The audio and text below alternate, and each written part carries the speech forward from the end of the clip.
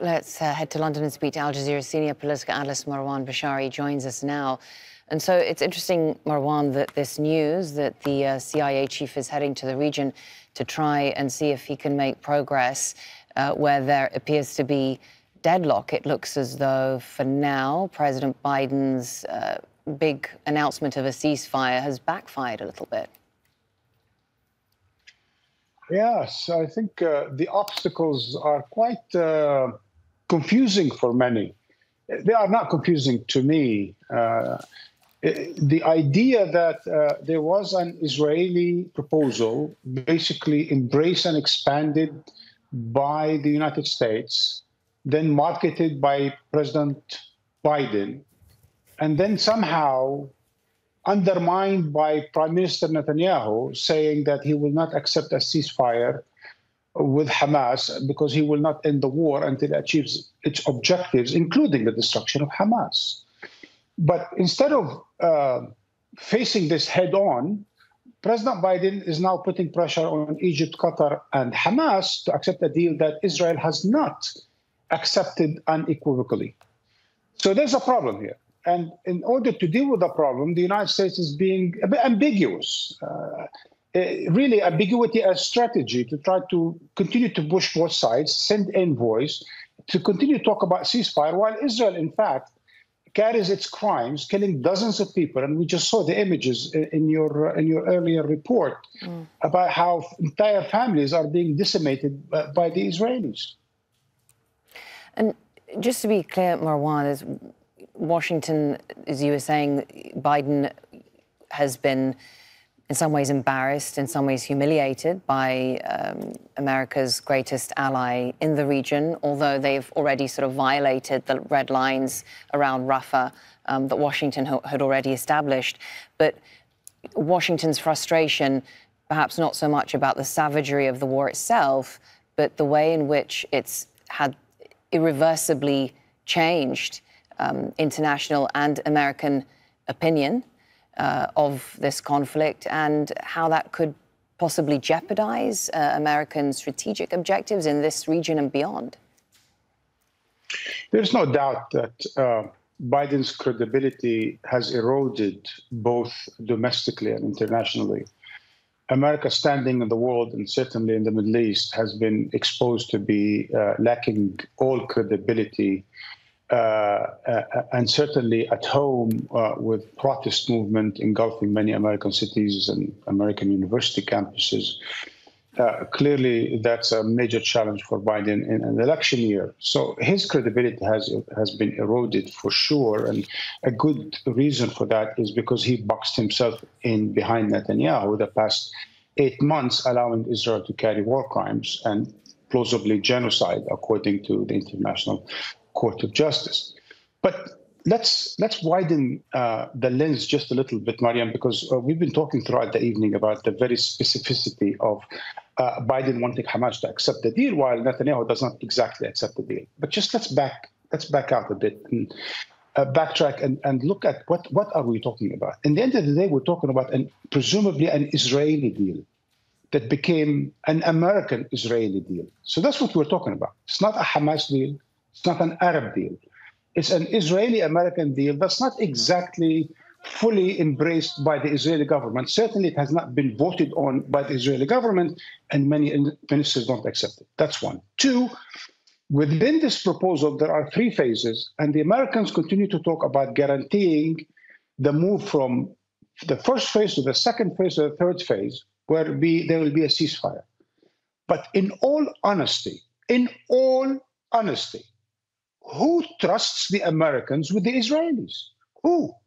As you just stated, on the red lines of Rafah, these red lines became green light, certainly green lights. And now the United States continues to support Israel's attack on Rafah. Who can trust the United States when it talks about humanitarian aid anymore? While there is famine in Gaza, the United States has been pressuring Israel to allow humanitarian and medical aid in for months, and Israel would not do that. So who can trust the United States to use its leverage with Israel come the next phase of this deal? And a third and last point that is really important to recall. that Biden has speaking for a long time about how this is going to lead to a two-state solution, how this is going to lead to an Israeli-Arab normalization and a two-state solution. Just now, the Americans have dropped the two-state solutions, and they said there is no pathway to a two-state solution. So suddenly, out of the blue, the Americans have decided that their plan does not include, a pathway towards a two-state solution. And now, because we have to stick to this thing called the ceasefire, the presumed ceasefire, and hence the idea of ending the occupation of Palestine and allowing for the emergence of a free Palestinian society in Gaza, West Bank, and in Jerusalem is no longer even in the horizon anymore. We see America going to a great deal of effort to support Israel in this war, and now even with the announcement of this ceasefire, this so-called Israeli proposal that we're not quite sure where the plan originated, we see now that the confusion that is coming from Israel's side has resulted in the deployment of the CIA chief to the region to now become more involved. But I guess, Marwan, America has a great deal of leverage, both financial and in terms of weapon support, but so it does have the capacity to actually stop this war and force Israeli compliance with this deal if it wishes to. Absolutely correct.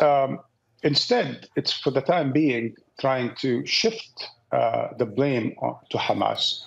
Just before I came on air, I was watching Channel 12, the Israeli mainstream channel. They were basically making fun of the idea that Biden, instead of blaming Netanyahu, is now blaming Hamas. I mean, the idea that we understand that Hamas gave a kind of a positive reaction to the proposal, saying, we could work with the Americans on this, through the Qataris and the Egyptians, of course. But the Israelis basically have said we were not going to accept a permanent ceasefire. And yet, Biden shifts the blame, and he would not put any pressure or use his leverage with Israel.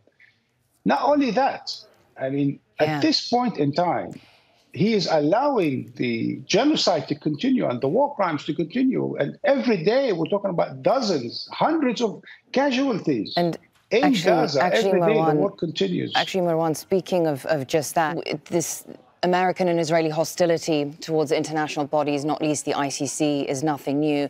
But, here we go back to what this has done to the American reputation on the world stage, the so-called rules-based order, the idea that the law must apply equally to everyone or it's not law at all. Well, yes, the Republican-controlled Congress is really out of touch with the reality, out of touch with this world. It lives in this ecosystem called the Beltway, Washington, D.C., and it's like a medieval, assembly, looking more like Taliban than it looks like a modern democratic America. But be that as it may, the Biden administration, for the time being, said it is not on board with any such sanctions against the ICC. And, as you know, Congress has also invited Netanyahu, the war criminal, come probably genocide enabler, to speak for the fourth time to both houses of Congress. This is just surrealistic. For any such war criminal come, genocidaire, to be invited to the parliament of the world's foremost or at least most powerful democracy is really anathema to everything America stands for. So once again, America's credibility is going down the drain because of the Congress controlled by Republicans and because of White House has a Democrat who would not stand for what his presumably administration stands for, human rights at the center of foreign policy. Okay, Marwan Bishara, thank you very much. Make sure to subscribe to our channel to get the latest news from Al Jazeera.